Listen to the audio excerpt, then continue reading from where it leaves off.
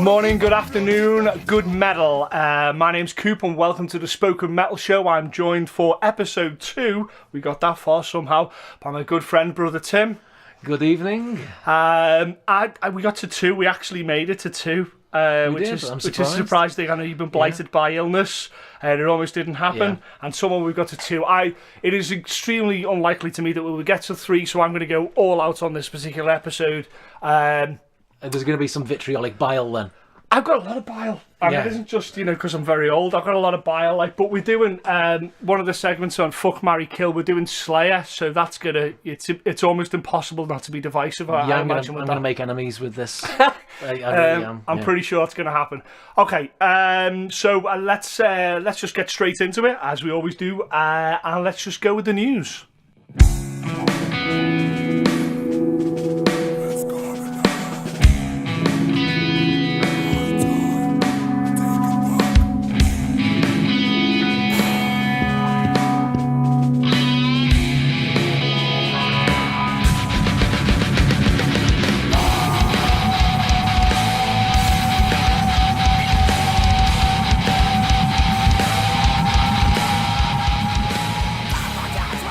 Okay, so obviously there's a ton of stuff. We covered a little bit about this in the last one, but there's a ton of new stuff come up about Axl Rose potentially being the lead singer of AC/DC, which we didn't even consider. No. And then a whole thing about the Guns N' Roses reunion that they're obviously coming back. It's pretty much the full original lineup, obviously some omissions. And they've already played the show in the Troubadour. And there's a ton of YouTube stuff come out. So let's kind of reverse this a little bit. So Axl Rose joining AC/DC makes sense. Good move, bad move? Well, I've already been discussing this with certain people. He could do it. Yeah, from a technical standpoint, could do it. He can do it. He can still sing. Let's not hide that. He can still sing. Should he do it? Is he the guy to do it? My issue would that be as I've said, I've seen them live, and I did wait for hours with an AC/DC crowd. Right. Put up with waiting for over an hour and a half. Right. From the time where they're meant to start. Right. Would they wait for an hour and a half? Do you think AC/DC put up with him doing that? I don't think I can't remember. I've seen AC/DC a few times. I've never seen them late on stage. Do you think they'd put up with that? Do you think Angus would be like, yeah, okay, I'll deal with that side of Axl's thing? We're talking about, because we're just covering the fact that can he sing the song? Yes, I think that's a given. Can he do them justice? Probably, yeah. I've heard him do a whole lot of Rosie. I've heard him do a whole lot of Rosie. He can do it. He can definitely do it. It's all the other shit that he brings. So it's all the late on stage, the diva sorts of things. Do you think Angus would put up with that? No. James Hetfield couldn't put up with it, could he? Well, I think what's interesting is Axl's famous, yeah, of course. He's very, very well known, world-renowned singer for some of the best songs ever committed, ever. He's wrote them. You know what? AC/DC have wrote better. they just have. They've wrote more important records than he has. So they kind of trump him. So when you're all in the room with the rock stars, they get more rock star points and therefore more power. Yeah, they win in the top trumps. They straight win away. In the top trump. You throw AC/DC down. Exactly right. Win. Yeah. Guns N' Roses are rock royalty. There's no question there. But no problem with that. But my theory about this is AC/DC are rock gods. I go with that. They're even one higher than Pope. Yeah, I would go with that. I would go with that. More than rock Pope. So do they put up with Axl? Axl, did you go on stage and he's like, "Where's Axl?" I don't know. You honestly think that'd last more than the show? Maybe he'd be gargling. Do you know what? I'm not going to say what he might be gargling. We'll get to that. Okay, so at the moment, as I'm aware, it's not going ahead. He's been seen practicing with them or something, or there has been rumour. I don't know whether it's is this just conjecture? Is it rumour? I think it's probably maybe for a couple of shows. I just can't see them doing a world tour. And I'll tell you why in a sec. But this leads back to the reunion. So they had a reunion, and the first question a lot of people asked was, can they still do it? That's the first question. They're older guys, but it's probably been a long time since some of them have played the material. Yeah. Can they still do it? Now, I've seen a couple, well, more than a couple. There's a lot of YouTube clips, and I don't really go by YouTube clips because obviously the sound quality is always awful, no matter how cool your phone is. And it's holding together. I saw a couple of songs. I think it's on My Michelle. They've released one themselves now as well. Oh, right, okay. Guns N' Roses have released the build-up to the show. Oh, right, okay. It's the build-up to the show, and then some snippets of the songs. I get the feeling that show is going to be released. Right, that they recorded it anyway. I think they've recorded that show properly. Yeah. Because the audio that they had, the Guns N' Roses have was particularly good. It's good. Yeah, and you know what? Even though, you know, some of them may be a little bit wider. He's cut his hair as well, Axl. I noticed he cut his hair. He's got a lovely kind of... He's not wearing a hat anymore. I think that's a very good move that he's not wearing a hat anymore. There was a hat at the end. Oh, there was a hat at the end. There was a hat at the end. Oh, that's no, he should take the hat off. You know what? He should... Okay. He looks like he's got a bulletproof vest on as well. He had that. He had that catcher's vest on. Remember that? Remember that one, the black one? Never understood that. He looks like he got a bulletproof vest on because he's fat. But he hasn't. Yeah. Take your catcher's thing off. I haven't got it on. Oh, whatever. Yeah. Is that a body warmer? No, it's just me. So, and I think, you know, from what I've heard, it's good. And who wouldn't want to see that? And then he breaks his foot or ankle or something, and he can't stand up, and and this is where it's fucking weird to me. He has the same sort of throne that Dave Grohl had when he hurt his leg, and he's singing from that. I was like, what the fuck is someone just... I don't know what's happened with the universe. Does Grohl not own that? Is it the same one? I think the laws of the universe don't apply to Axl Rose. I think he thinks he is the universe, and we are merely all within it. I think he sees the entire world as a first-person game, like a video game where no one else matters but himself. And this is what I would like to lead on.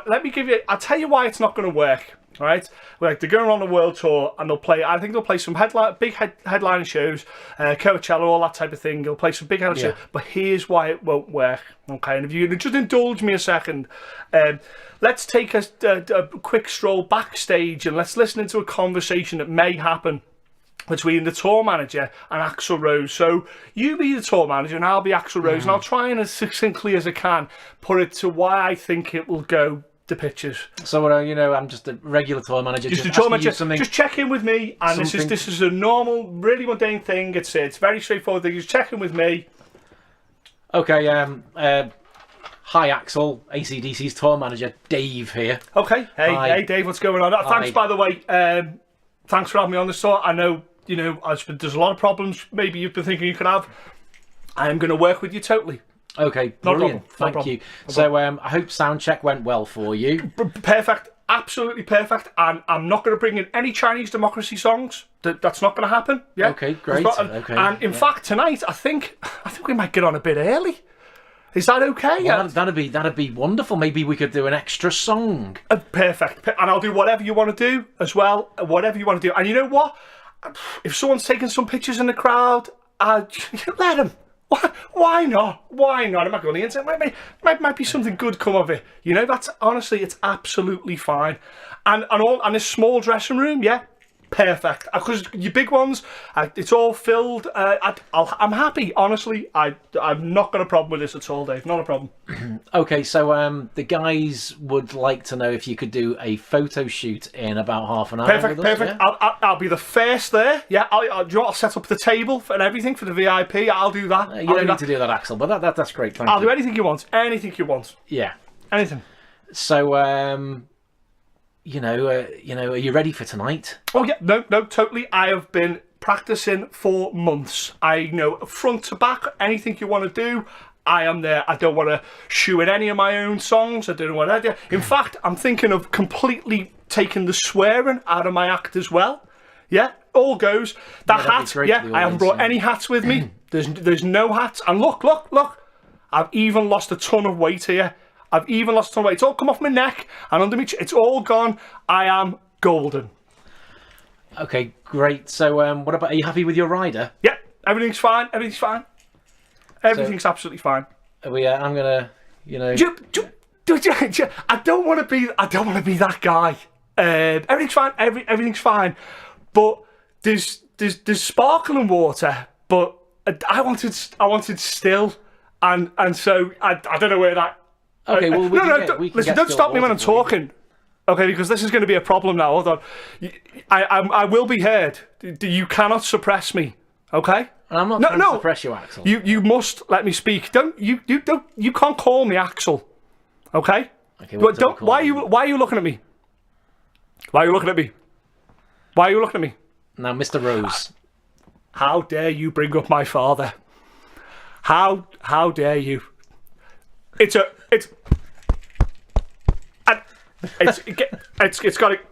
to go. I can't handle this anymore. I'm gonna miss. And then the door would close. And that's Oh, that was so hard not to laugh. that's how that will go. I guarantee it. That's how that will go. Because he's mental. Are you saying he has a borderline personality disorder? You've got to have a personality disorder. I think he's mental. And I mean it in the most lovely way, because I want my rock stars to be crazy. But you just know, is he going to play house? Is he hell? No. Is he hell? Do you know what? You were far too nice about him then, to be fair, because the minute I said, are you okay to do a photo shoot? Well, he probably hadn't had 4 hours of makeup. He's going to do a photo shoot. Do me a favour. And don't get me wrong, I would love to go and see Guns N' Roses right now. I would love to see all them. I ever remember is, and I know there are some outlandish riders out there. We know that they are. But when Heffield's reading out the rider when they toured together, and there's just so much stupid stuff on there, and you're just like, this guy must be so hard to work with. Small cubed ham for his skinny neck. Skinny neck, yes, bee honey, so he ticks like that. Yeah. And listen, Axl, look, I listened to Appetite for Destruction 2 days ago. It is a phenomenal piece of work. It just is. But you are mad, as I believe the phrase is, a box of frogs. And that is why I don't think it will work. He's madder than a bag full of smashed arseholes. Mad as a crab on telly. Yeah. Okay. Okay, speaking of slightly mad, the next sort of thing in the news, I don't know if you've seen this, was Derek Drayman, am I pronouncing that right? I think I am, of Disturbed. Yeah. Okay, so he's playing a gig, and he's enjoying the gig and everything and all the rest of it, and he sees someone using their phone, so they're texting away, whatever it may be, and so I think it's this video of it, and he calls out the fan and says, like, I'm sorry to be boring you, and there's a big thing, and it's all over the internet about him calling out this fan. Anyway, a couple of days later, this fan comes out and says, "Oh, he's a bully. Derek's a bully now for pointing her out." And in actual fact, she was messaging her daughter, I believe, or one of her relatives, because there was a storm, and she was trying to, I don't know, console's the right word, but kind of calm her down and all the rest of it. And he's actually a bully for picking on it within a concert. And I just wanted to get sort of your thoughts on this. I've got a few thoughts, and it's a multi-tiered, multifaceted problem here I think I've got with it. But I don't know, what were your thoughts about it? Well, it's a little bit Kanye West, isn't it? Okay. There's a little bit of Kanye West in there. He's got to be careful. Right. I think he's being a little bit precious. Okay. Singling out one person from how many thousands of people were at this show? Right. Singling out one person. Well, it's a Disturbed show and not doing so well, so I think if it's thousands, I think he'd be happy with that, to be honest with you. Yeah, no, it's going to be thousands. In America, I think they're doing it. So he's picked someone out in the front, and he's seen them on the phone. You think that's maybe a little bit sort of precious, a little bit princess, that he's gone. Would you, if you had seen that, you would have just wallpapered over? You just went, okay, that's gonna happen. I do play on stage, and I see it all the time. Okay, so I'm in front of you playing on. You're playing on stage, and you see me. I mean, we don't know how long she's doing this for. Is it for the entirety of the set? Is it for the song? Is it a quick look at your phone? But if you see someone for a duration, let's say 2-3 songs on the phone, and you're playing, you're not pissed off with that? You wouldn't say something? You're going to be annoyed with it. You're going to be annoyed with it. But then you're watching someone fucking asleep, or someone talking to the mate. It's the same thing. No concentration. It is the same thing. It's the same thing as someone standing at the back Playing, what if someone's at the playing bar? pool, whatever. So, wherever you as rock stars or performers, do you have to just deal with that? Then do you have to just go, okay, that's just the way things are? For all he knows, she could have been texting her husband saying, "I need you to come and get me my car." Well, apparently she was consoling or trying to calm down her daughter or something that was at home, and there was a big storm going on. This was her contention, that she wasn't just doing it for the checking her Facebook or whatever. She was doing it because there was a serious issue. Let me tell you what I have a problem with here, right? Say right now you get a phone call saying that there's something going on with someone you love or care about, and you're at a show. Is your first thought to whilst the Disturbed are playing and they're pretty loud, or to go out of the venue, out into the foyer, the lobby, whatever, and then continue the phone call there? Why the hell would you take a phone call or even try and contact someone there? And that's not the tip. That's just the tip of the problem here. Yeah. The other one is, if she's left the daughter on her own or whatever on her own, but to go to this Disturbed gig, hold on. The whole thing stinks. Now, I don't know. Listen, Jamin calling someone out, I don't know if that's cool. I don't think it is. I think he should just. He's gonna have to take that one on the chin, and that's that. Some people aren't going to listen to him. Some people are going to a gig because they're not really bothered. Some people might come to see the support. Some people might have just been bought the ticket by the mate. I don't have a problem with that. What I have a problem with is this. We've got to create a rule. Let's create this rule now. But when you go to a gig, you shouldn't be on your fucking phone. No, you shouldn't. But I understand the phones exist. I understand that people want to document the experience, right? And here's where I think we need to create some rules. Rule 1. You're allowed to take how many photos of the gig, because you've got to document it because you were there and you want them. Even if it's your own personal enjoyment, you have to document them. I'd say 3 photos is about fair to go to a show for one band. If it's more than a couple of bands, 3 each band. 3 to 5, but around a smaller number, In terms of videos, unless it's something crazy happens, you are only allowed to maybe 1 video. And then you can what? I don't want to watch a show through someone else's phone. Well, now what people do is they'll go, I'm going to go and see Muse, say, next week. I want to see what their show's like. And I think that ruins the experience. It's like places like Setlist that put up the sets. But I don't want to know. I want to go, oh my God, they're playing something that they haven't played before. Do you know what I like to do before a show? Is on the way to the show, I like to have a competition to see what song they're going to play first. Yeah, the opener. The opener. I once went to a Deftones gig with the missus, and I said there was no way in fucking holy hell that they would play My Own Summer, they would open with My Own Summer.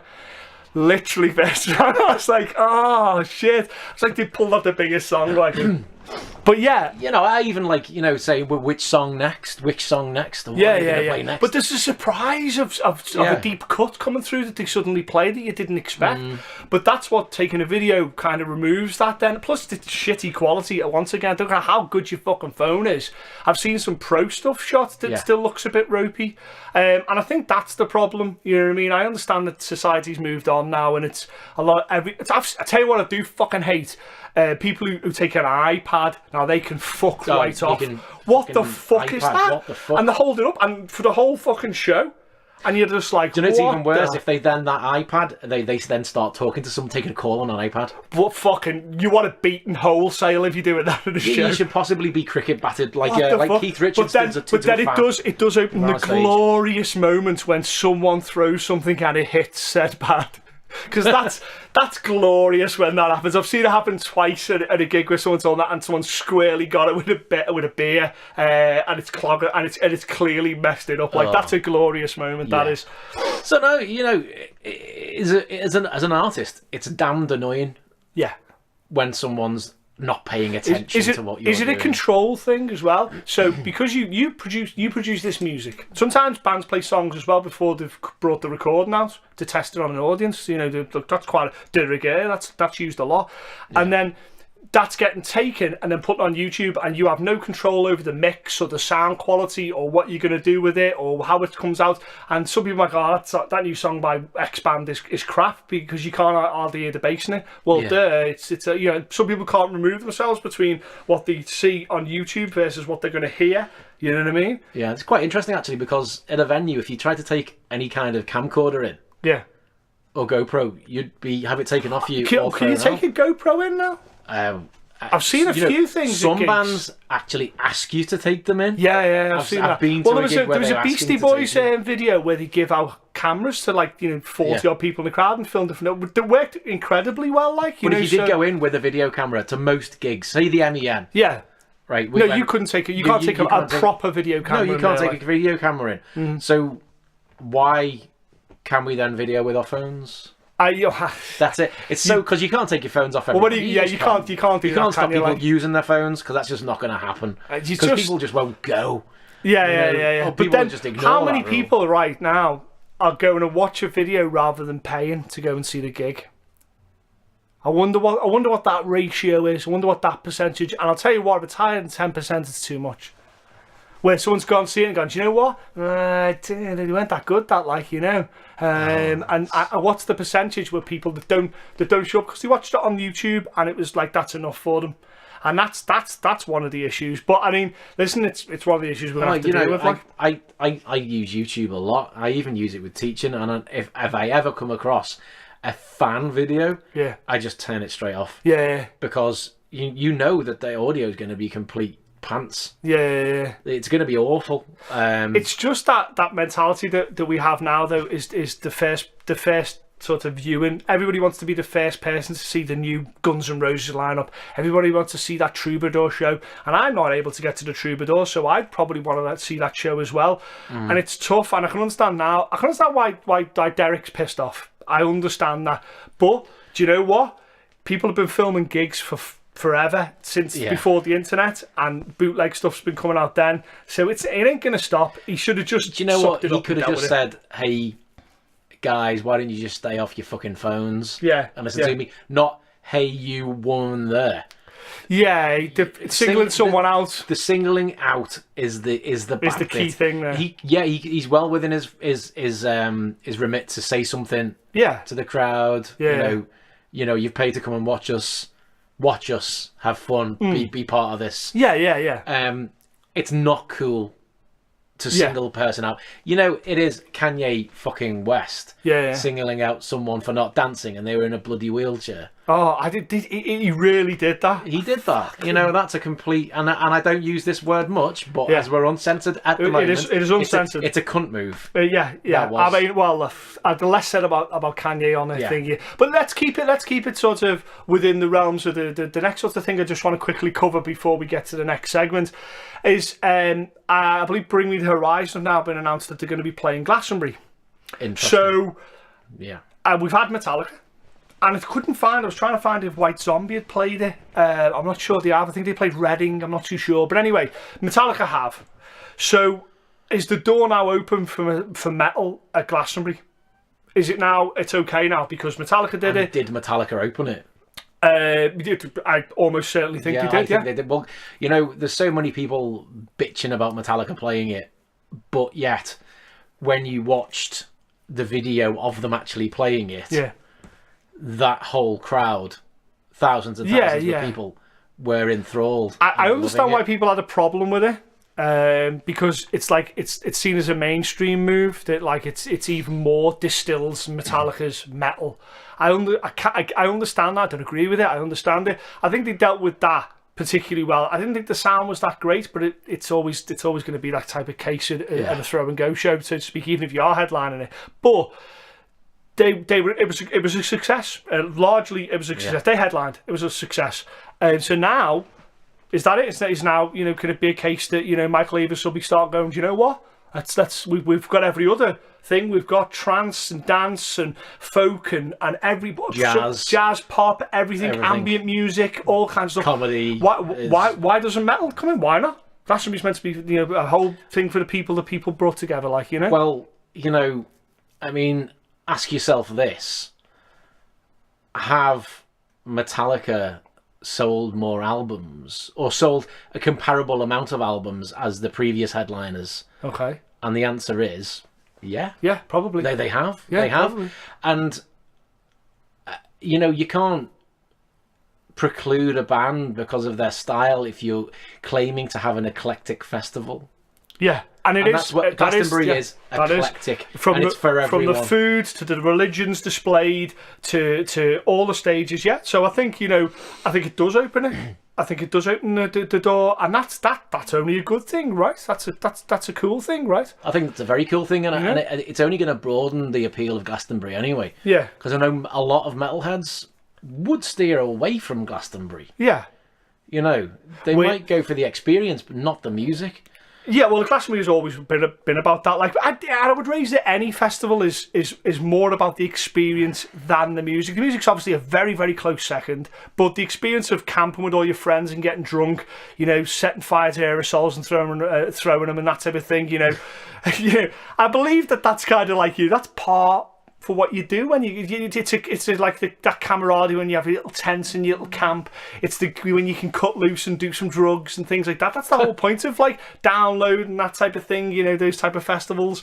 And that's the entire point of them. So I think it's a good thing. I think, you know, if it does play out to Bring Me the Horizon do, but I think they'll do a great little job. I think they'll be fine. I think Bring Me the Horizon actually cross some genres. I think they are very heavy. But they also cross some genres with their music as well. Definitely, so I think they'll go down really well. I think they'll be fine. So, you know, I think it's pretty cool.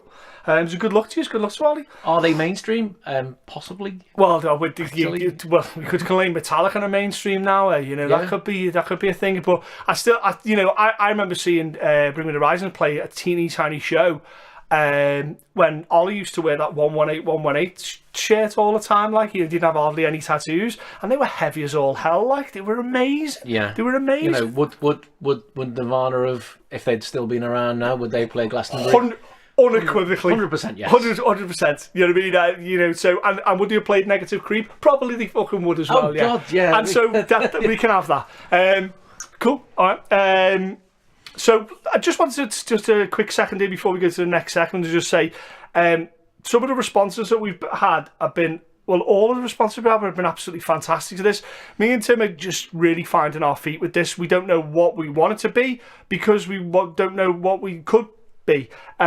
So we've listened to a couple of what people have said, and largely it's already been really, really positive. So thank you for that. And you know, I urge you to like us on Facebook and write some comments. Certainly suggest some things to us for the next Fuck, Marry, Kill. We've got a new segment coming up in a bit that we'll cover as well. We'd like some suggestions for that. We're also on SoundCloud as The Spoken Metal Show and Twitter as The Spoken Metal Show. You can check them out as well and use that to hashtag and that type of thing. And just to create a conversation and a bit of interactivity so we can see, you know, what you think's cool, you know, what you disagree with. And because metal is a community and it's about kind of the exchange of like opinions and, you know, and arguing till 3 o'clock in the morning, drunk in the Crowbar about which is the best Black Sabbath album. You know, that's what it's about. Oh, you know, you see, you've started something there straight away. Sabbath, but I'm not going to get into this. Okay, so feel free to leave some comments. It's very, very important to us. We are a community. We are a community. Very much so. Yeah, very much so. Yeah, we need to stick together. 100%. Our metal brothers and sisters.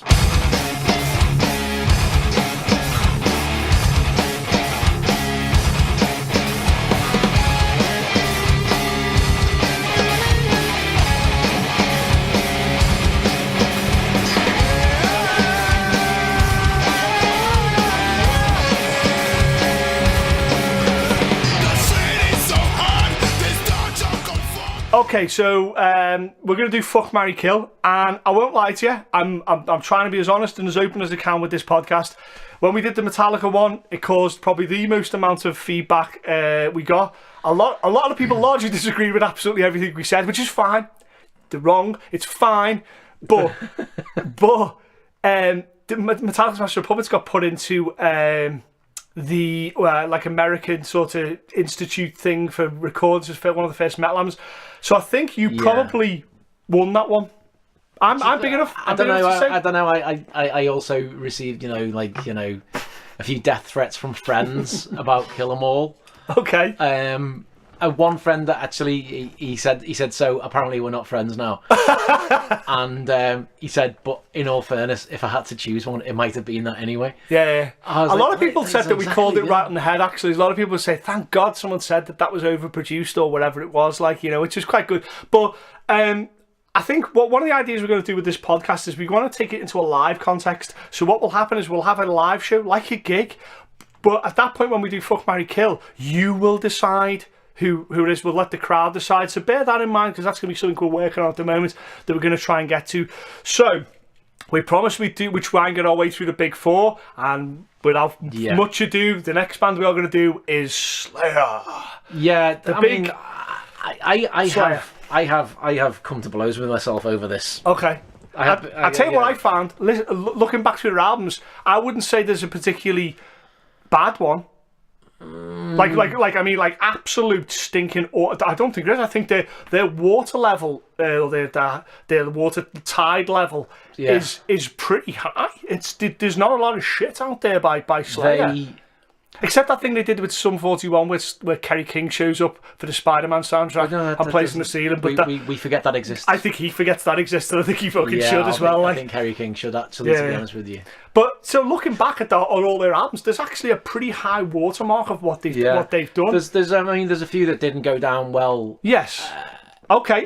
So on a review wise, on that note, I started the last one, so I'll hand it over to you, Tim. So the first one that you're gonna fuck is my fuck, which is if you all remember, this is the one night only. Yeah, it's almost a guilty pleasure, if you will. You know what I mean? You like it, but not a lot of other people maybe like it. You know, it's maybe a little frowned upon, maybe not, maybe I don't know.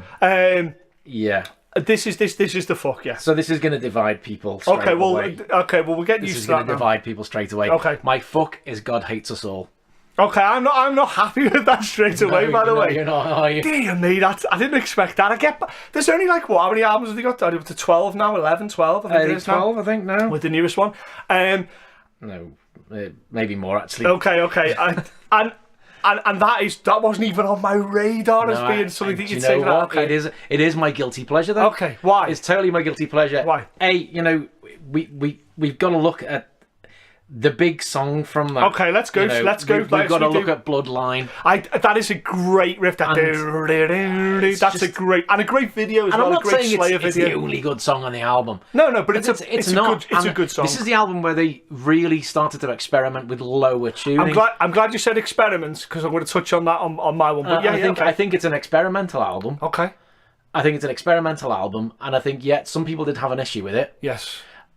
But however, the songs are more like songs, right, rather than long Slayer-esque.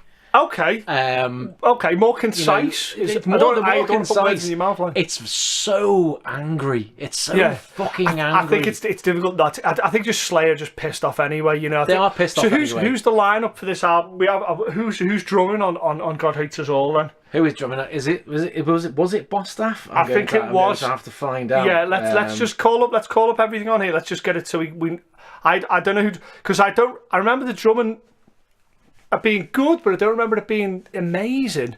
It's definitely not Lombardo. And we're gonna have to find out now. Okay, why are we doing that? Okay, so Bloodlines is a great song. It is a good song, and that video as well is probably maybe the third or second best third best Slayer video. Okay, yeah, I'm almost certain we know it's just the first, but that's a fucking other. I think first and second have now been taken. Okay, yeah, I think so. Yeah. Okay, so what else is on it? What else is on there? Oh no, I've gone off now, and I'm trying to find out who plays the drums on God Hates Us All. Okay. Then we need to find out that, Okay, well, we can do that while we're looking at mine. We can do that. Right. So let's what songs are on there, because I can't think of an awful lot on there that I remember liking. Let me just get the track listing. Okay, so go through them. So you got Darkness of Christ, and it's I like the religious aspect of this album as well. Well, they only write about religion, politics. They do write about religion and politics, but this was a strongly anti-religion album, I think. And it's just, at the time, it resonated with me. Yeah. In that sense, when it came out. I do like the fact that it's like the only Slayer album where the cover's like white, isn't it? It looks like it's a Christian rock album. Like if it said God Loves You All, you'd be like, "Fuck, is that the new Striper album?" You know, you would. Yeah. And I think that was deliberate. I think that was properly deliberate. Yeah. I think the first 10 songs all have religious overtones in their title, as well as their thing. But I mean, the big song, obviously we've mentioned already. Everything else wasn't really there wasn't much from that came out otherwise. Right. The main single being Bloodlines. It didn't, you know, in all fairness, the audio mixing was mentioned. Right. And I love it. Right. I love it. I remember listening to it a while back and thinking it's good. It's good. But I didn't want to go back to it. And that one song for me was not enough to go back to it.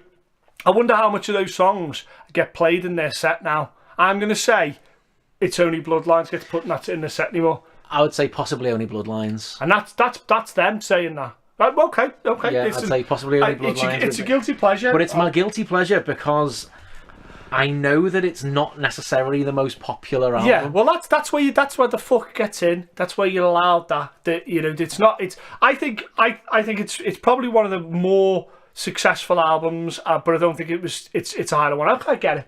I think you're hanging a lot on what I think the power of the riff doesn't carry the album. I just don't think it does. It's great, but I just don't think it does. There's the riffs on the album are different. Okay. That's what got me. I'm glad you said experimental because that's good. That's a running theme that I want to bring in here. Okay, so I'm going with mine. You're not going to like it. Okay, it's Undisputed Attitude. Really? Yeah, exactly. I tell you wouldn't like it. Okay, and now bear with me. Really? Bear with me. Okay, so first of all, some people might say, well, it's a covers album. Yeah. And I would say it has covers on it. It does, and some fantastic covers on there. TSOL and DRI, they're all, Violent Pacification. These are all great punk songs, if you will. And then you've got like Hanneman's sort of side project, that Pap Smear type of thing that he does this. It's their punk album, isn't it? Basically, and that's what I wanted to drop. That's why I like it, right? Because Hanneman's made no secret that he liked the Dead Kennedys and he loves all that sort of. Hanneman was a punk. Exactly, and that gets lost in modern day Slayer. That galloping sort of beating stuff. That's from punk. It's from Motorhead. Motorhead got that's what the punks go. Okay, we like Motorhead, and the metal guys go, oh, we like Motorhead. I'm like, okay, so what? We can coexist.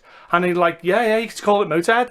I think it's them kind of going, listen, we're not just the guys that do this. We're also the guys that do this. And I think it was it was a completely un-ego move by them to do that, to just go, listen, this has maybe pissed some people off. I think some people hate that fucking album.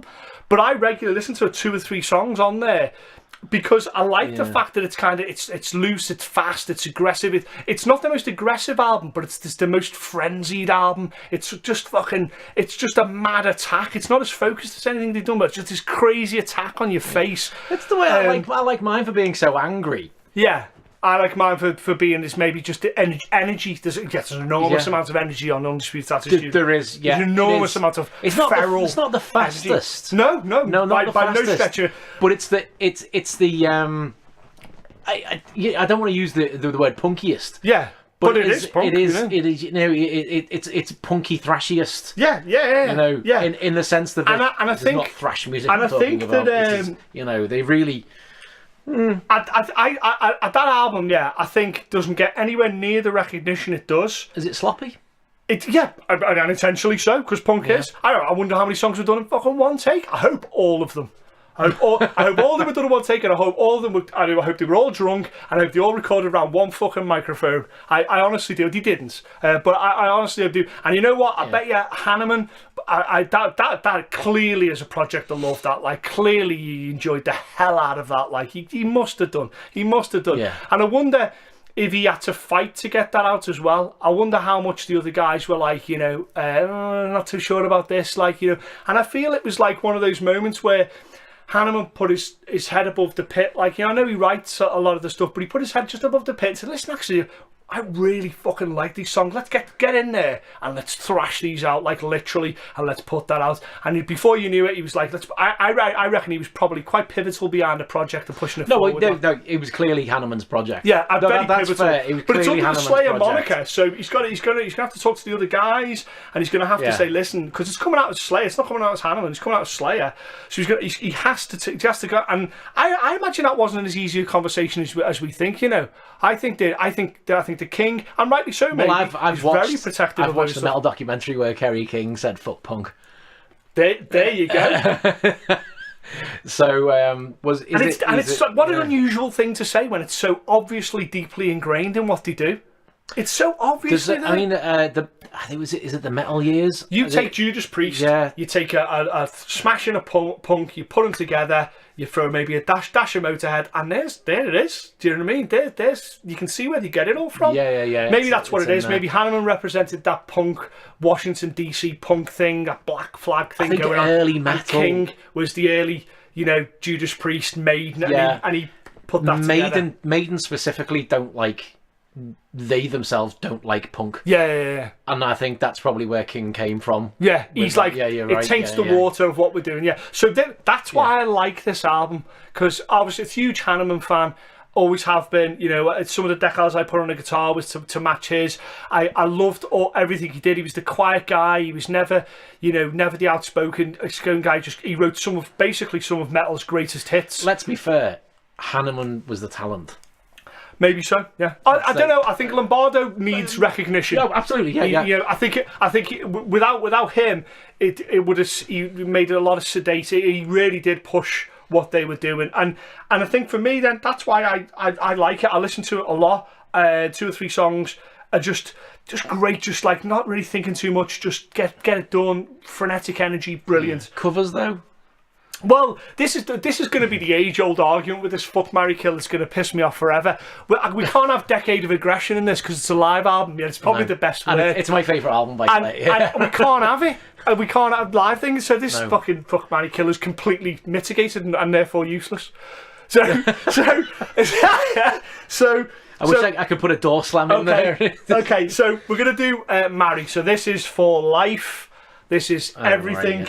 Right, This is the lot. See, I need to just prepare myself for this. And... Why you think our choice is going to be contentious then? No, it's not. No, okay. It's because there's a lot of easy choices here. I think it's not contentious, and this album contains 2 of the greatest, not just Slayer songs of all time, metal. But I think 2 of the greatest metal songs of all time. Okay, they lay claim to writing maybe 6 or 7 of the greatest metal songs of all time. There's no question. And there. One of my main reasons for including this album, and I'm not saying it for a reason, is because it's 2 of the greatest metal songs of all time. Yeah. And what I think is the greatest metal riff of all time. Well, hold on a second. I was with you. I was following you all the way up the staircase until you said one of the greatest metal riffs. That's a big. You have put yourself out there because on one front, I have. Yeah. You're saying it's the album that you're going to marry, but then on the other front, you've also going to have to defend the greatest metal riff I've ever wrote.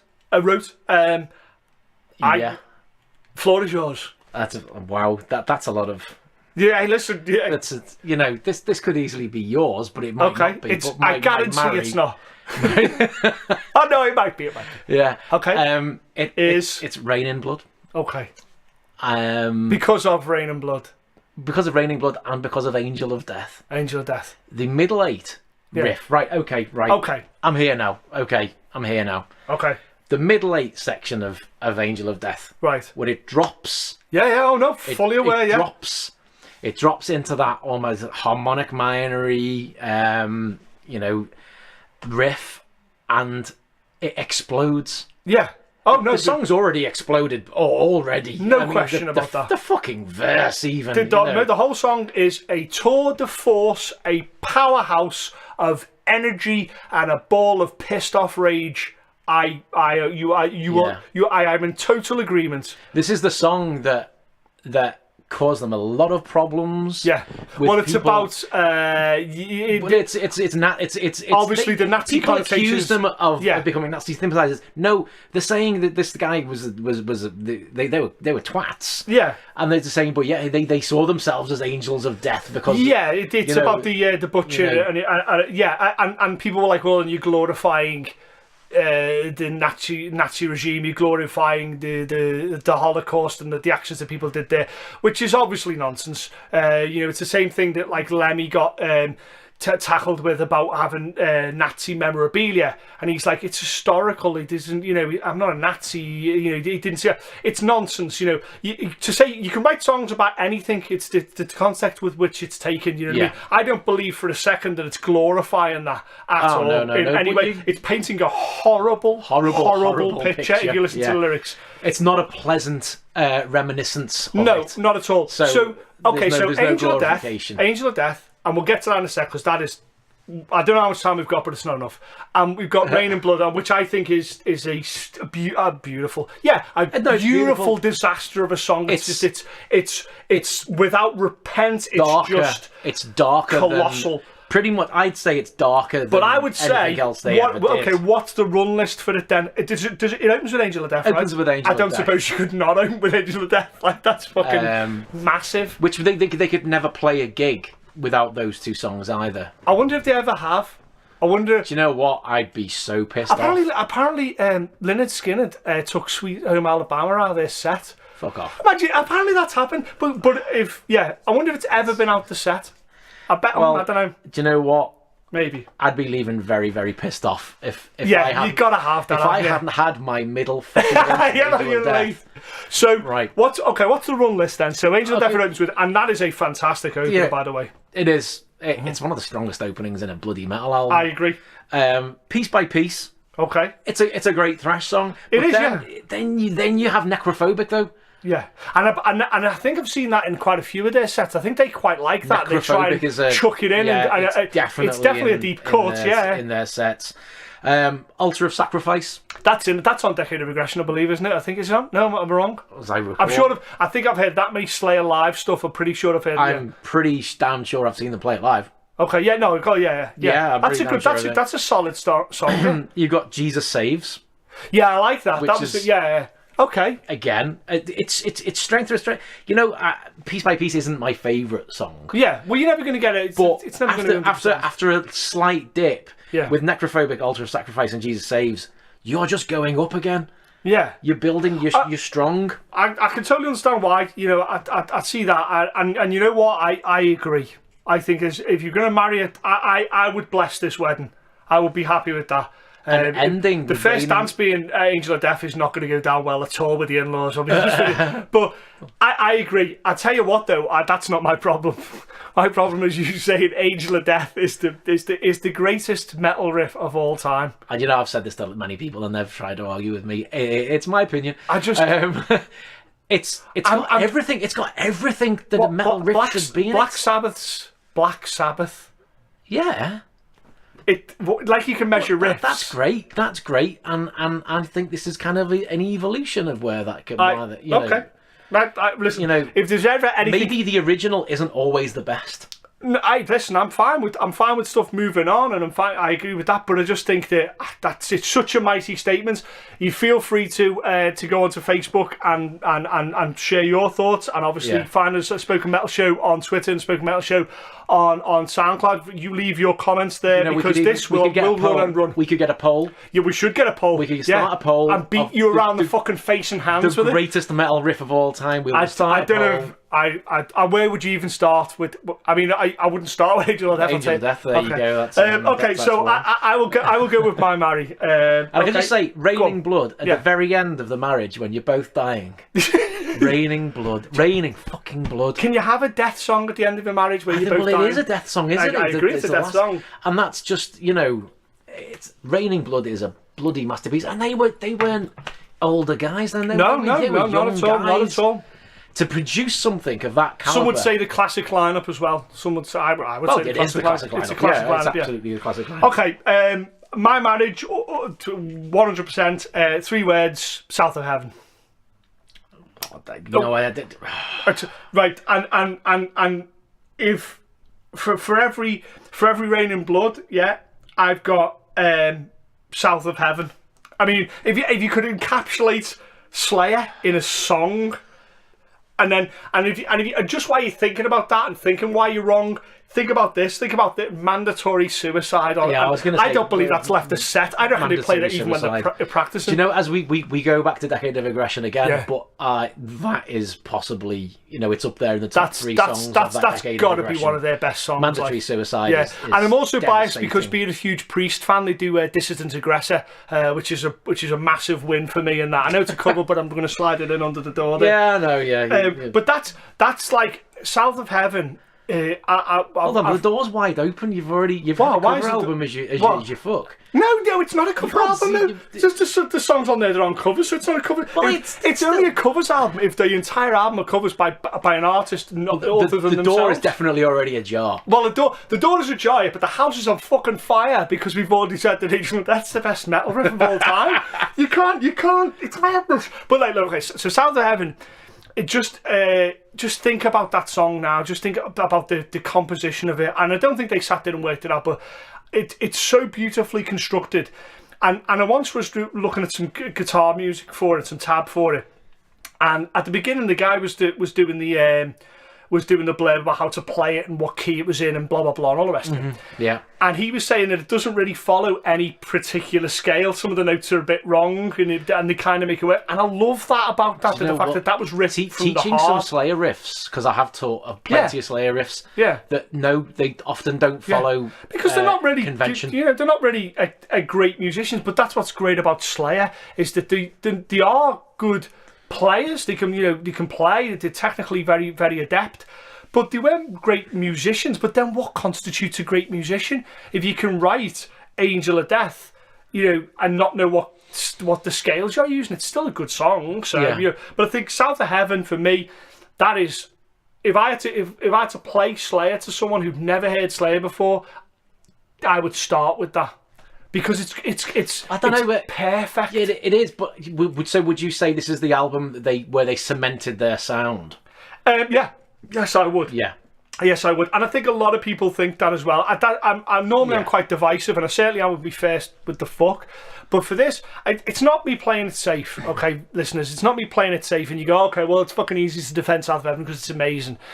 I'm not just defending it for the fact that it's got great songs, and it has got great songs. We'll have a look at the track list in a sec. It's got great songs, but for me, everything works. I mean, their playing there's a couple of lightning in a bottle moments in some of the solos on those songs where it's just you're probably never going to do them again type of thing. You'll get close, but some of the stuff that's going on, that's going to be Hanneman as well. It's very much Hanneman's record, that as well, and I just think that is Slayer, and Slayer shares that rarefied atmosphere that AC/DC have. He said, don't want them to really fuck around. I just want them to be Slayer. I don't want AC/DC to experiment. I know bands should do, and it's part of growing, but I don't want them to. I want Slayer to stay Slayer. I want AC/DC to stay Slayer. But that experimentation again, that's what I'm going to lead to as well. But yeah, Mandatory Suicide as well. We don't give the vocals an awful lot of credit here. But they're some of the best stuff they've done there. You know what I mean? That's some of the best work right there. I think in terms of lyric, I think top to bottom, I think... I'm struggling. Listen, I can't argue with this. Listen, Rain and Blood's a great album, okay? And it's got some particularly exquisite moments, or perfect moments. But front to back, from production to drums to bass to Tom's vocals to everything there, it's complete South of Heaven. It is. And on that note, okay, before we go to the kill, please keep sending in these things to sending in. It's like I'm on a television show, and it's some of the cliches that you've got in your life. Keep mention us on Facebook and keep saying, because our opinion's our opinion, and we haven't even touched on certain albums. The newest work's absolutely brilliant. It's phenomenal. It's phenomenal, and I think that probably deserves a mention. But that said, please feel free to hashtag FMK or Fuck, Marry, Kill on Twitter. Let's try and get some conversation going with that as well, and feel free to comment as well. So we'll do a kill, and I'll throw it back to you. So okay, we're going with kill. This is the album that needs to be blasted off the face of the planet. No more. Yeah. What are we killing? You just referenced their Aerosmith song, No More, No More. Oh, right, okay. Well, I'm not gonna. It's not surprising, to be honest with you. Okay. I don't think. I don't think it's gonna surprise you either. Okay. To be honest with you, that it's diabolic. Okay. Diabolic in music. Let's save the drama. I also pick this. Okay. Right. And we're gonna that's get the first time it's happened. Well, no, we did Kill 'Em All. I think we both agreed on Kill 'Em All, didn't we? Didn't we both say it was the worst one as well? So we go, yeah. Oh, right. I think we did. But I'm interested to hear why you think it is. I know why I think it is, but I'm interested to hear what you think. Why is that? Should that be blasted off the planet? Why shouldn't that exist? You know what? I feel guilty almost for saying it because it is a Jeff Hanneman album. Is it? Yeah. Did you share a lot of the writing credits? Is he? Yeah, he's on. I know he's the lead writer. Well, he was the lead writer. Right. Yeah, I think that's. But okay, it's just of most of the Slayer albums, it feels less like a Slayer album to me. Okay, why? Why though? That's say compare it to South of Heaven, okay, or Raining Blood. Yeah, it just doesn't have the same impact for me. Okay, the anger that they had maybe when they were younger. Okay. And but can you maintain that anger? Can you be that pissed off for that long? Well, they seem to have got it back now. Well, they've been through a lot of adversity, yeah, and that's something to kick off against, maybe, isn't it? Like, you know, maybe it feels to me like a bit of a lazy album. Yeah. Oh well, King's got a record of saying it was their turbo. It's their attempt to kind of like bring some new elements in. Here's my problem with it now. The obvious stance is it's the time when they attempted new metal. When they brought in 7-string guitars. I was going to wait for that. They brought in, it's C sharp, I think they tuned down to, and there was a lot of kind of like syncopation and new metal stuff was coming in. And that's people's oft claim at that album. Yeah.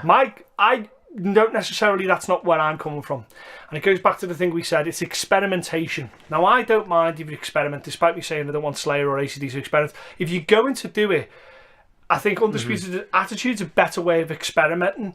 I think you're allowed to experiment, and they should have experimented, but they weren't experimenting when they were doing that. They were pandering. They were pandering to what was currently popular. And for someone like, most bands will do it, Kiss, they've done disco, Bands have done those kind of those songs and dipped in and out of it and kind of play with it. But Slayer were one of those guys, like, why the fuck do you need to pander? You've got your audience. It's not really going to grow. People who go to a Slayer concert know exactly what they're getting. Why would you want to mess with that? Is it fucking boredom? Are you not got much money? Are you? It reeks to me of record company. You think? Because I'd like to think, and the reason. I know Kerry King gets a lot of shit. He gets a lot of shit for a lot of things. He's quite outspoken and he's pretty tough about what his views are. Mm-hmm. But he's the type of guy that I want out there, because I don't think it probably does happen that King sits there as the record company goes, by the way, the last album only sold 400,000 units or whatever the fuck they consider failure. This next record, we want it to be... What do you think that conversation goes on when he goes, oh, this next record, it has to be more kid-friendly, more new metal? Do you think that someone's got the balls to say that to Kerry King? So the guy sitting in his suit, so it's Kerry King with tattoos on the side of his fucking head. You know what I mean? And he's going, well, I understand what you're saying, Mr. King, but you've got to fucking do... That can't go on. Surely that conversation doesn't go on. I genuinely think it will go on, because I think you get the record company executives who have balls bigger than their means. I don't think it's balls. It's just they have no idea what they're dealing with. Like, they have no idea what they're dealing with. And which is why, metal is really and will always be underground. Yeah, because there's always that little kickback. Like, as much as I think, Lemmy had a conversation with the producers and people who helped him do the album, I think he probably told him to fuck off, basically, and he did what he did. They probably asked him to wear coloured spandex at some point. Yeah, I'm sure he probably said, have you got any ballads in you and that type of thing, and it just... He wrote Mama I'm Coming Home, you hear that? Seriously? Yeah, it's Kilns, it's on the thing. He wrote a couple of songs. You were Hellraiser, he wrote Hellraiser as well. Like, well, yeah, that's a great song. Yeah, so people forget that about Lemmy, like, and, obviously Lemmy passed away before we started this, but and God bless him. It's people like himself and King who I hope they fucking go into record company and go, this is a new fucking Slayer album, and if you don't like it, fuck you. It's about getting fucking glass and fucking cutting fucking people up with it and shit. This song's about fucking explosions and fights on top of cars as they're on fire. This is about fucking fighting. That's what I want from Slayer. I don't want someone to go, okay, that's great, Mr. King, but we're not hearing a ballad. And it's not very arena friendly, is it? And all the kids now are using turntables. What are we going to play on radio? Oh, fucking... Well, they don't get radio play, do they? Slayer even, don't get radio play, surely. Only on specific metal stations. Yeah, they haven't crossed over. And I hope they fucking never do. And there's something else I really want to say. There's a guy, Gary Holt's now playing for them in the Hanneman role. I'd just like to say... A genius. Yeah, and do you know what? There's not enough fucking praise for Mr. Holt. There's just not. Exodus, and what an amazing player. And then he's got to step into Hanneman's shoes. Yeah, but what a piece of recruitment. Oh, brilliant. What a piece of recruitment. Because it's settled, it seems, it's settled everyone down. It's pulled them all together, and they've done some of the best work that they've done now. Holt gets nowhere near the respect he does. He's not considered with all these other guitarists, the big four type of guitarists. He's never spoken in that reverence. No. Exodus isn't, and there's surely, if there's a big four... Well, it's the same as Alex Skolnick from Testament. Yeah, him and Gary Holt, right, they're bloody wonderful guitarists. Yeah, fantastic. And they can rip... Yeah. Much more than maybe some of the guitarists. It's always the case that the big four gets remembered, but if Testament, Exodus, certain degrees, Bands Like Armored Saints, they're all kind of there, kind of coming up, bringing up the rear, but they just never get the respect as yet. Right. Holt must have had being asked and have that conversation where you step into Hanneman's shoes and you got to play his songs. Yeah, I'll play their songs and do them justice. Then you're going to write an album and come up with your stuff as well. That's a huge ask, that is. That's a huge ask. And, good luck to him. And Mr. Holt, if you do hear this, I'm open to it. If you want to talk about your experiences, feel free. I'm willing to listen to anything because I think you're a superb player and one of those forgotten metal guitar players that without you, it will be a worse genre without it. I think finally he's actually getting the recognition he deserves. Damn straight. So we're getting rid of Diabolik. Okay, that's getting burnt. That's getting burnt with fire. Do you know? It really was panned critically as well. It was even by metal critics and by mainstream critics. Yeah. And I do believe someone said it was one of the main papers in America. I think 8 out of the songs in the album were the same key. What's that? Why is that an issue?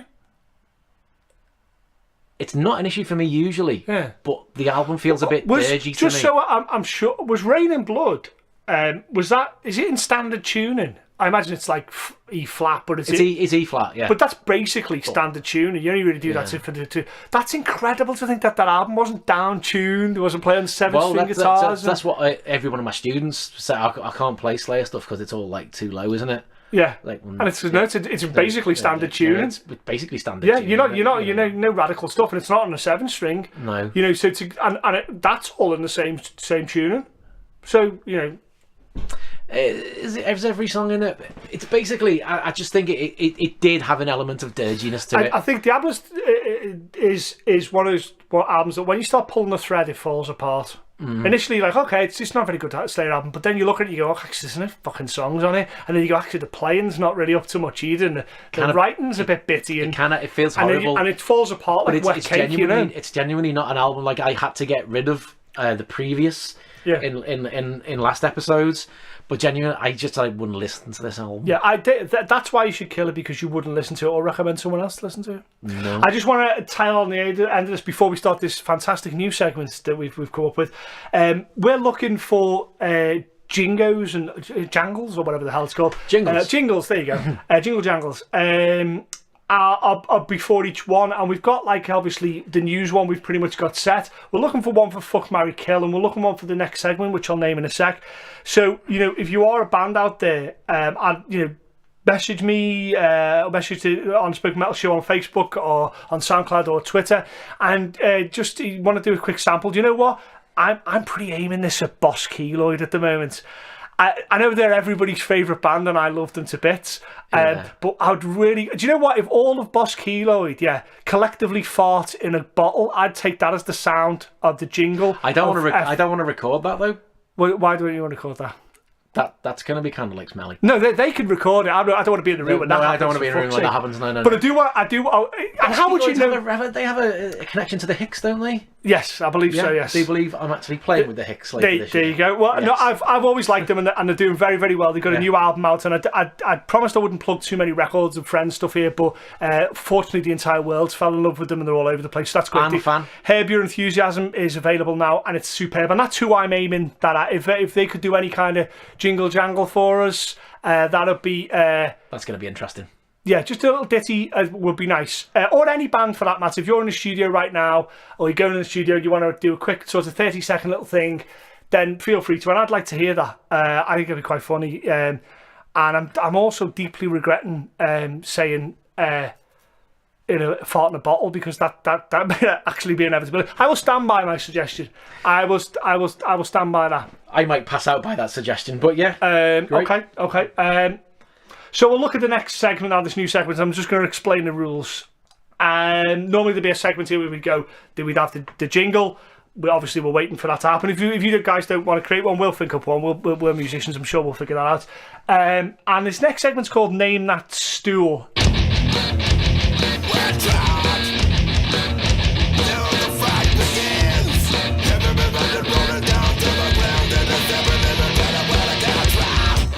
The reason I come up with this was something that Tim said on the last one, was that he was really fond of drummers, watching drummers play, and he really liked watching them. I said I couldn't care less. I said I wasn't really a drummer guy, I'm a guitar player guy. And then I started to think about the people in the bands, and who I could name drum-wise and who I couldn't name drum-wise. And I was piss poor. So I'm actually setting myself up here for a fail, actually, because the way I wanted to play it was, so we were going to do a little game. And what would happen is you'd have a choice of either an easy one, a medium one, average one, or a very hard one. And you'd get 1 point for the easy one, 2 points for the medium one, and 3 points for the very, very hard one. And we'd have 3 rounds, and the winner would choose from a list. And we've come up with a small list. I'm looking at it now. And the other person, the loser, would have to defend that particular thing. I'm terrified about this list, by the way. I'm only going to read out two from this list. One is the Metallica's Lulu album. Good luck with that. And the other one is just simply Nickelback. I love the way it's just Nickelback. It's just simply there's just Nickelback, and that's what the loser has to defend for, let's say 5 minutes of defense. So my great debating skills going to be put to test. Bear with me on this as we kind of walk through it, but it's something that I'd quite like to have a go at, because I'm just interested, because not a lot of people know drummers, and obviously it's named that drum stool, not named that fecal matter. Okay, so do you want to go first, or should I go first, or what do you want to do? I'll try and keep score here as we go. Yeah, you give. I got a little list. I got my own little list here. He's got his list. Have you got an idea? Okay, so easy, medium, or hard? What are we going to do? Easy, medium, or hard? 1 point, 2 points, or 3 points? Where are you going to go? Give me an easy. Okay, easy one. Let's start off easy. Yeah. Okay, who is the drummer for... And by the way, just a little side thing to this. You can have anybody that's ever drummed for them. Not a guest spot. They've got to appear on an album. So, there's been multiple drummers for several bands. As long as you drummed a drummer for that band, you're golden. Okay. So let's go easy and let's say the drummer for Slayer. Well, if you're going to go that way, I mean, I'll go for Paul Bostaph, actually. And because you know what? And you get your points. And he's an absolute star. Perfect. Not Lombardo, who was one of the other. Okay, so 1 point for Tim. Okay, to 1 point for Tim. Okay, so I know I'm going to lose this, listeners. I know I'm going to lose because Tim is watches drummers. I couldn't care less. I know I'm losing this, so I'm going all in. I want a hard one for 3 points. Okay. A hard one for 3 points. A hard one for 3 points in metal drummer. Hard one, 3 points. I'm going all in. It's all or nothing for me. Okay, how's about... Okay, the drummer for... let's see. One of my favourite funk metal bands when I was growing up. Hold on. Okay, go on. Yeah, okay, funk metal. You did. Mordred. Fucking hell. Oh, shit. I have failed miserably. Fucking hell. Well, it was, yeah, I did say hard. You get what you pay for. Fucking I can't even picture him. That's not fair, is it? It's no. Hey, listen. Hey, listen. If anything, it's got that's as hard as it gets. 0 points for me. So you're up 1, and we're in the second round. That really wasn't. It wasn't fair, but I did love them when I was like 13, cool. 14. Who was it? Gannon Hall would be probably your main guy. He was one of the original, drummer, basically. Sure. Well, Christ, I can't even picture what he looks like. And he is now actually the current drummer as well. Okay. If you're looking at former drums, Eric Lannon, he was actually the very original, 1984. I have no idea. 84. Okay, we should have very hard for 4 points because that definitely would have come into that. Okay. So, second round, you're leading 1-0. Okay, so easy, medium, or hard? Come on, fucking challenge yourself. I'll go medium. Okay, medium. Okay, the drummer for Judas Priest. Oh, you fucking had to say Priest. I wanted to get it because I didn't want to get asked it because, well, I know the answer. Like, you know the answer. You see, you're a big, massive Judas Priest fan. I am a Judas Priest fan. And I'm gonna, if it was guitarists, I'd be able to tell you. Okay, but Mr. I listen to the drummer. Arguably one of the best drummers out there as well in the genre as well. Fantastic drummer. I know. Big tall guy.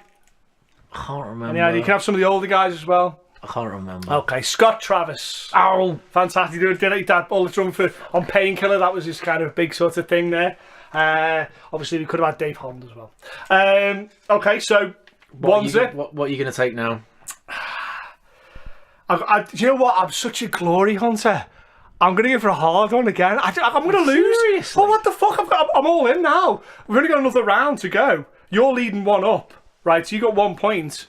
I am. I have to either go for a 2 or actually, mathematically speaking, I'm going to go for a medium one because I'll still be ahead. You're going to go for a medium. I'll go for a medium. It's a medium. You're going for medium. I am. Okay, well, I had an idea for a hard one actually. Well done. I get to fucking choose. That's fucking outrageous. Unless you're going to give me. Well, no, we're not. I'm going to have to rethink now because, I can't do that to you really. To be honest with you. Just so you know, listeners, we've both got our little notes here as we thumb through to find the most fucking obscure stuff that the other guy won't know. Like, well, I really like I really like this band anyway. Okay. I do have a little soft spot for them. So I'm going to say medium. Armored Saint. Armored Saint. Fucking hell. No, I can picture that guy. Fucking hell. Yeah. The drummer. Who is the drummer for Armored Saint? I'm not being funny. He's got the best name as well. It's one of the reasons actually he's got the best name. Fucking hell! I can't get a medium one wrong. It's meant to be the metal show. Meant to be some kind of fucking. If you got his first name, you'd get the points. I have no idea. That's a massive clue. That if you got his first name, you get the points. I don't know. I honestly don't know. I'm a complete blank, and I like Armored Saint, and that's what's so fucking. I'm getting shown up. It's. What, Gonzo Sandoval. That is a fantastic name. Gonzo. It's Sandoval. It's a wonderful name. That's amazing. And I like. And he's a good drummer. And he's a good drummer as well. Yeah. I mean, he is. All this highlights. Okay, listeners, you're at home playing. Yeah. I'm willing to bet there's a fucking lot of you didn't know Armored Saint's drummer, you fuckers. I bet you there is. Don't act like you're fucking cool guy. Coop didn't know the Armored Saint's drummer. What the fuck? He's come some kind of metal expert as he is, he fuck. Ask yourself this, did you really know? Did you know his full name, motherfuckers? I bet you didn't. I got Judas Priest's drummer wrong. And well, that's unforgivable. Okay, so we're what are we at now? So we're still 1-0 to you. So it's totally all to play for as we go to the last round. To play for last round. Last round, easy, medium, hard. Now, technically speaking, if you go for a hard one and get it right, I can't win. So what are we doing? Medium. A medium again. Okay. We can draw. If I get anything fucking right. Yeah. Okay. Who is the drummer for Korn? Oh, that was that moment when his mind's gone blank. He just watched the lights just shut off. You see. And you can have. I've got a list of the current ones as well because you've had a few changes. Yeah. Now the drummer they're using now plays for KXM. Okay. Which is George Lynch's well, then you'll be able to name him almost straight away, though, won't you? Bass player and singer. Okay. And he also played in Army of Anyone with the rest of Stone Temple Pilots. Your knowledge is extensive, my friend. And now it's remembering his name. Okay. Because the original drummer was David. Well, you could. No, I never get this bit right. Well, you're having a fairly decent pass so far, to be honest. David Silvera or Silver. That'll do, yeah. Okay, so you can have them. The other guy was called. I had this. What's his name? He's got a weird name. We'll have to find it. We'll have to find that because he's amazing as well. Okay, so 2 points. So you're on 3. So I have to go if I want to. What happens in a draw if you do a tiebreaker? I imagine it has to be, doesn't it? It has to be a hard one for a tiebreaker. It has to be a really hard one. So I have to go with hard, otherwise I'm conceding defeat and losing, and that is not in my nature. Okay, so hard, and I'm going to miss it. I'm going to fucking anything right. I am literally the worst person to do this competition, and I started it. Well, it's your own fault then, really. It is, and I make no bones about it. I am going to bone up on this after we've done this. I am not going to be embarrassed again. That is not happening. I'm going to do the most obscure 80s bands and I will know them. I know what they look like. Like some fucking, you know when they have like the president visits and there's that person who has the book and they have to remember all the people's faces, like the president of whatever and the diplomat from wherever, and their job is to remember them all. That's what I'm going to be like. You'll be like, fucking, and I'll be like, that's what I'm going to have to be. Yeah. I've got my hard, and this is current, to be honest with you. Okay. Because God, I suck at this game. The band who I was gonna go and see. Okay. And with another band, and they cancelled, so we didn't go. Okay. Because I really wanted to see them. It was a bit of a guilty pleasure. American Head Charge. Oh, you fucking what? I went to see the show we're talking about, the Mushroom Head show, and I went to that show and it was fantastic. And I was gutted that Head Charge didn't play because I really wanted to see them. Oh, fuck.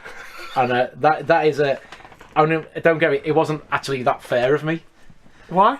That's a hard one. It is a hard one, yeah. That's a really hard one. And you know what? They've had quite a few drummers. I have stood literally 6 foot away from this guy's side stage.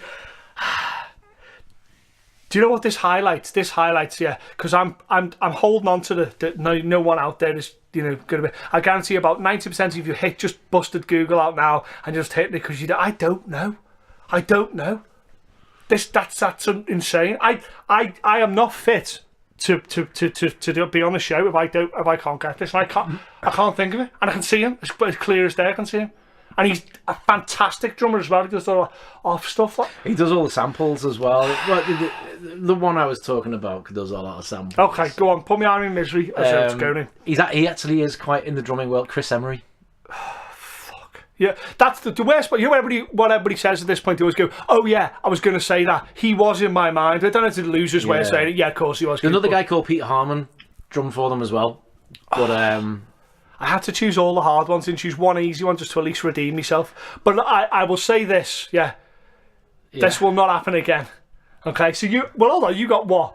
I got 2? I got. Oh no, you 3? No, I got 3. You got Dave Seville. I got 3. So 3-0. How embarrassing on the competition that I created. Yeah.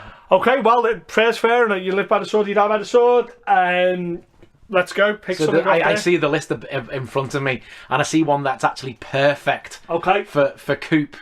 Okay, 5 minutes I've got. I know he's gonna love this, but okay. So I'm ready. I can do this. I can defend anything. I'll say Turbo, and you can explain that. Judas Priest Turbo. Okay, Judas Priest Turbo. 5 minutes starting now. Anybody that doesn't know is the album that was looked upon when they brought in loads of synth. They started dressing up like something out of fucking Star Trek. Glenn Tipton started using a crazy pedal, and it all apparently all went a bit west. It's largely thought by the fans to be the worst album they did. It's not the worst album they ever did. Turbo still is in their set to this day. Now it's still at Turbo Lover is still in their set to this day. There's stuff off Point of Entry that's not in their set to this day. Yeah, there's stuff occasionally that's in Rock and Roller that's not in their set today. So Turbo Lover makes it in there. Yeah, they did a whole tour. The Fuel for Life tour, I believe, was off the back of this. It was back off Turbo, I think. I hope I'm right for that. For me, it was them I mean, some of the lead playing in that is some of the best playing they've ever done. They opened on Priest Live, they open with Out in the Cold. They open the whole fucking concert with Out in the Cold, which is the opening song off that. Does that make the album, though?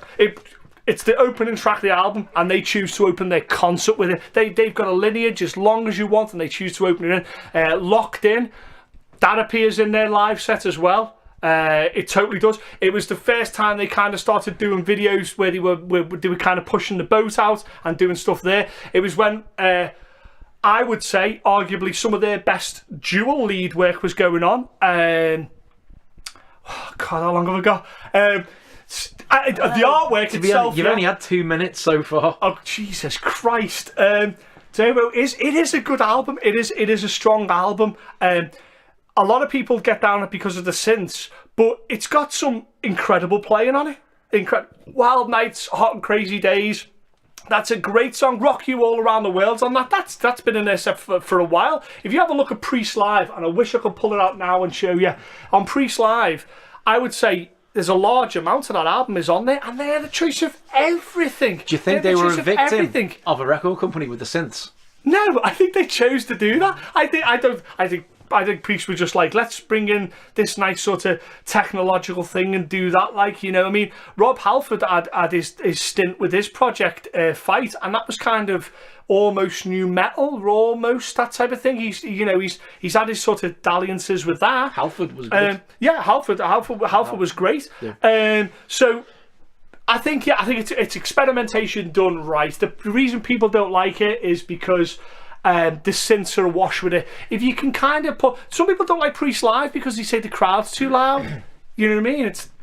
I think if you kind of draw the fire away a little bit from the synths, there are solid songs in there. Turbo Lover, I haven't looked at set list or anything like that, but I would imagine that makes in... I'll tell you what, okay, I'll live and die on this. If Turbo Lover, isn't in the top 10 songs that they play on, call up set list now. This will take some time.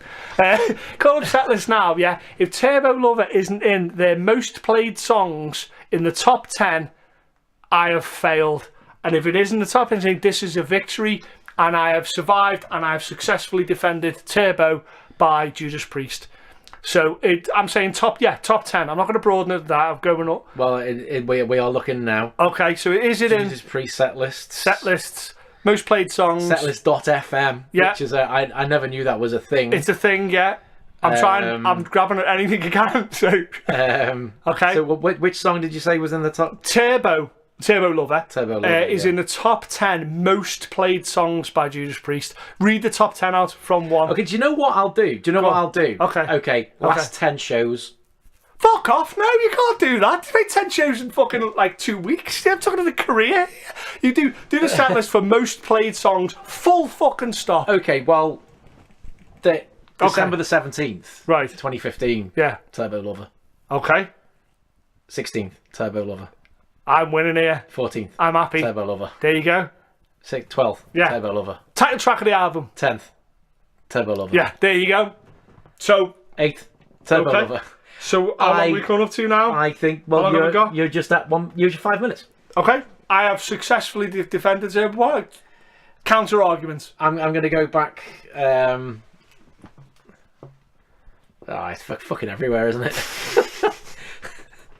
yeah, it is. I mean, and they still use the synths as well. Does when they one song save an album? I listen. What I'm saying is this: I'm saying that they seen that song as important enough that it's continued throughout the set. So that song live, there, does it have the synths? Yes, it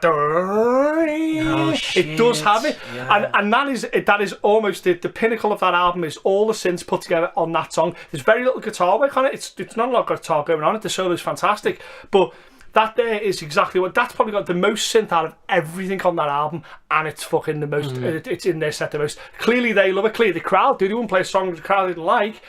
Turbo Lover, indicative of the album, saves Judas Priest's Turbo. It has to. Case rests. Okay, I'll say Kate. You can't be the judge, jury, and the executioner. Those people are the worst people who say that, and that's the end of the story. What the fuck, Jack? I'm telling the story, motherfucker. Yeah. I counter that. No, do you know what? You argued that well. Well, it's 5 minutes. We can scratch that from the list, but I will say that I'm going to add to that list. Do you know what we've got written on the... Lars's snare is on the... Just his snare. Lars's not snare. An album, not a career, not a performance. No. His snare. That's... Good luck with that when you lose at the next one. Shit. Okay, guys. So I mean, we talk now for about 1:20, which is normally what we're coming into now. We don't want to keep these too long. We want to keep them fairly interesting. I hope you've been even moderately entertained in whatever you're doing. A couple of people have told me that they listen to this while they're in work or listen to this on the way to work. Listen, if I've made you laugh while you're on the bus and someone's looked at you and thought you were crazy, you're welcome. Are you on nights? Because this is perfect. It's just perfect night stuff. This. Also, if you want to listen to it and just go, you know what, these guys have absolutely no idea what they're talking about. Fine, have you say.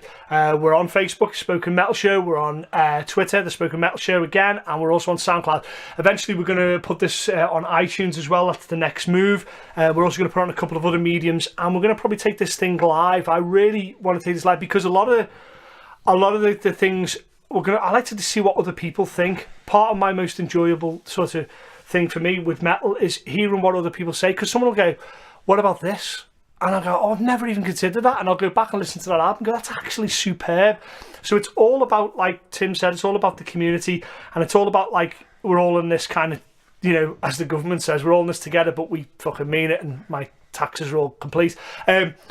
It's all about kind of everybody's opinion is valid, and we're just here to amuse and to entertain. And you know what? If you go back and listen to the Slayer album that you didn't think about, or if you go back and listen to Turbo now and go, do you know what? Goddamn, Cooper's fucking absolutely right. It's an absolute banger, as the kids say.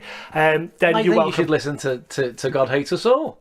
Okay, and listen to that, and then listen to God Hates Us All, yeah, give it another go. And tell me that it's not just a fucking one-trick pony with Bloodlines. Listen, we could go on all night, and after this recording ends, we probably will. But for now, I just want to end it. Normally, I would end this with what I'm starting to say is a bit of a catchphrase, which is an ugly word, which is the good morning, good afternoon, good metal. But we're going to do a special thing, even though it isn't really kind of set up yet. It's Crush's birthday today, and if ever there was a person who I aspired to be, and aspired to be as a journalist, if you will, or a presenter of any kind, it was Crusher. And the stuff on the Cosmic Couch he did with Raw Power for me was seminal. If I was even a drop of that, then I'd be considering myself a success. And he used to sign off with, as I will today. Thanks very much for my co-host Tim. But I would like to say rock hard, rock heavy, rock animal. Thanks very much, guys.